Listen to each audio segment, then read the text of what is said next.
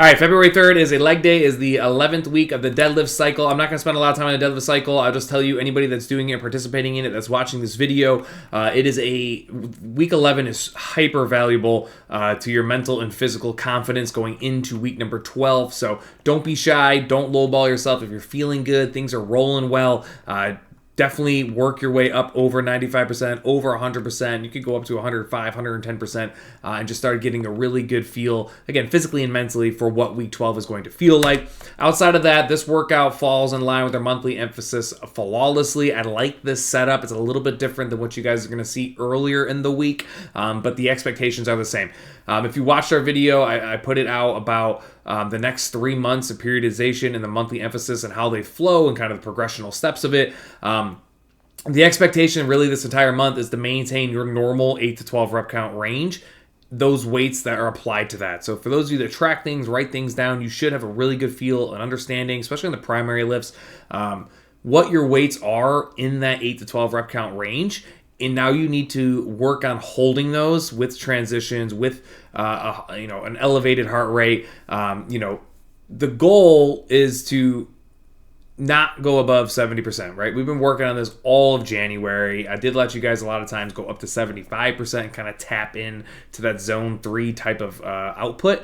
But here we don't want to tap into zone 3. And some of you guys may trigger kind of the zone 3 feeling closer to 70%. 70% does not guarantee you're going to stay in zone 2. It really comes down to your conditioning and your ability.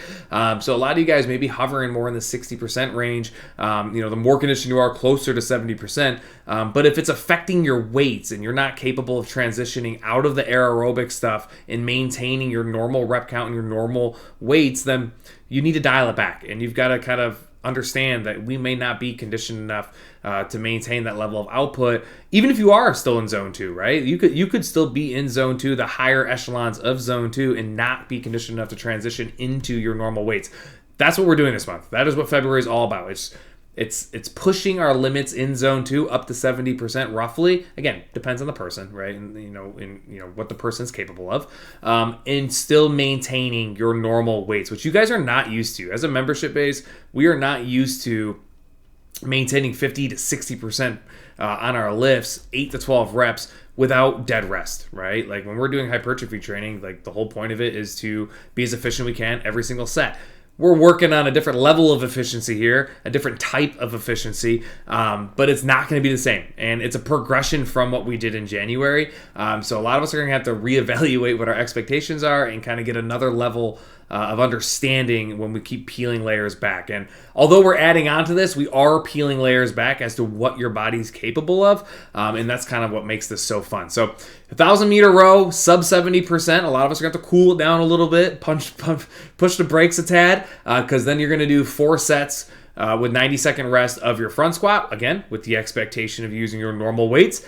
800-meter row, 4 sets of the deadlifts, normal weights. Right at this point, the accumulation is going to start to become a thing. The faster you can get into your first set off of the row, the better. Like, that's exactly what we're working on. We want to close that gap as much as we can. I don't want you guys doing this row, taking 75, 92 minutes of time, and then starting your first set. Like, that is not... That kind of defeats the purpose of what we're aiming to do. So that first set is crucial. You guys want to get into it as quickly as you can. 600-meter row, the walking lunges. This is actually, I really love that 1-2 punch. Like, that one should be pretty seamless. Obviously, the lactic buildup is going to be an issue. You guys will figure that out when you get there. And again, trying to use our normal weights. These are all movements. Front squat, deadlift, walking lunges. You guys should have weights tracked for. Again, if you don't track, never too late to start.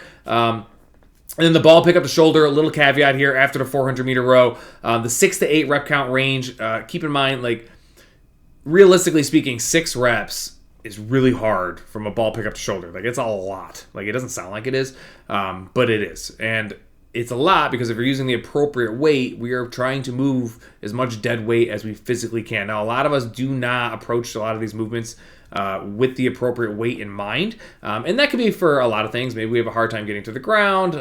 We could lack mobility. Maybe you just don't feel comfortable doing this movement. You don't feel like the integrity of the movement is being done correctly, and you just need to work on the technicality side. But for a lot of us, we just grab too little of weight. And if you grab too little of weight, that's what the 7 and 8 rep counts is there for. If you are using the appropriate weight relative to yourself, 6 reps is a lot. Like, I assure you, it's an incredibly taxing movement. It requires literally every muscle in your body. There's nothing not working and engaging as you stabilize and work your way with this really heavy, over-expected weight from the ground to your shoulder.